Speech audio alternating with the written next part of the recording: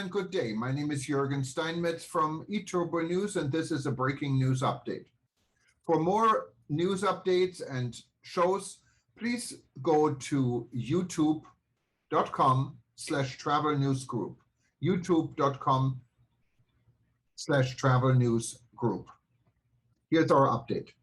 President Vladimir Putin, all of you are now cked. Since the beginning of the war, Russian authorities have finished off almost all the remaining independent media in the Russian Federation. Sieg Heil to Vladimir Putin. But I am absolutely sure that non-partisan journalism is crucial in any country at any time. Of course, I cannot fill all the void that was created after the closure and blocking of the media before and after the start of the war. But I'll try to do my best so that in Russian there will be not only state propaganda. I will also try to publish materials in English so that readers from other countries could better understand what is going on in Putin's Russia. I publish this newsletter myself. That's why I need your support, said Farida Rustamova, an independent journalist published on Faridaily. Former BBC Russian language service, Meduza, RBC, TV Rain. In his article just published on Substack.com entitled, Now We're Going to ck them all. What's happening in Russia's elites after a month of the war? In this blog Faridaily he lays out the possibly only independent view on how sanctions and propaganda have rallied even those who were against the invasion around Putin. Farida explains. This article could have come out earlier, but I wanted to gather as much information as possible to make sure I wasn't being manipulated. I didn't want to use yet another profane headline, but after talking to many people, I realized that this quote really says a lot. Again, I will say that I am not evaluating the words of my sources from a moral point of view, but only recording what's happening.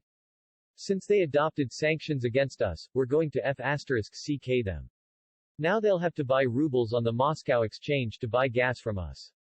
But that's just the beginning. Now we're going to ck them all. So tells me, with enthusiasm, a high-ranking Russian official.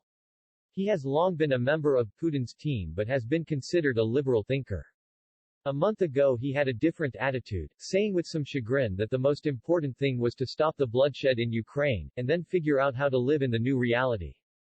He wasn't the only one. There are no disloyal people left in power in Russia. But civil servants, employees, and heads of state companies, legislators, business elites close to the government, all were expressing, in private conversations, at least bewilderment at the invasion of Ukraine. However, during the past month, there has been no mass exodus of officials or state managers. Big business is either staying silent or limiting itself to neutral phrases in favor of peace. Many with foreign passports left already. Over the past week, I've spoken with several people close to Putin, as well as with about a dozen civil servants of various levels and state company employees. I had two goals. First of all, to understand the mood among the Russian elites and people close to them after the imposition of unprecedented sanctions on Russia. Secondly, to find out whether anyone is trying to convince President Putin to stop the bloodshed, and why Roman Abramovich ended up playing the role of mediator, diplomat. In short, it can be said that, over the past month, Putin's dream of consolidation among the Russian elite has come true. These people understand that their lives are now tied only to Russia and that that's where they'll need to build them. The differences and the influence of various circles and clans have been erased by the fact that, for the most part, people have lost their past positions and resources. The possible conclusion of a peace treaty is unlikely to change the mood of the Russian elites. We've passed the point of no return, says a source close to the Kremlin. Everyone understands that there will be peace, but that this peace won't return the life we had before. Russian society, my sources tell me, has also rallied in support of Putin's actions under the pressure of propaganda and under the consequences of sanctions. In a situation where, as it seems to them, the whole world is against Russia, its citizens will hate the West and consolidate. Click here to read the full article on Faridaily. Scream.travel.